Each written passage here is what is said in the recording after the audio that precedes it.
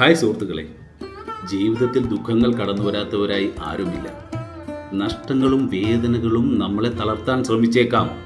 ഒരുപക്ഷെ ഇപ്പോൾ നിങ്ങൾ വലിയ ഒരു ദുഃഖത്തിലൂടെയായിരിക്കും കടന്നു പോകുന്നത്. എന്നാൽ ഓർക്കുക, ഇരുണ്ട മേഘങ്ങൾ എത്ര വലുതായാലും അത് എന്നേക്കുമായി ആകാശത്ത് തങ്ങി നിൽക്കില്ല. സൂര്യൻ വീണ്ടും പ്രകാശിക്കും. ദുഃഖം ഒരു പാഠപുസ്തകമാണ്. അത് നമ്മളെ കൂടുതൽ ശക്തരാക്കുന്നു.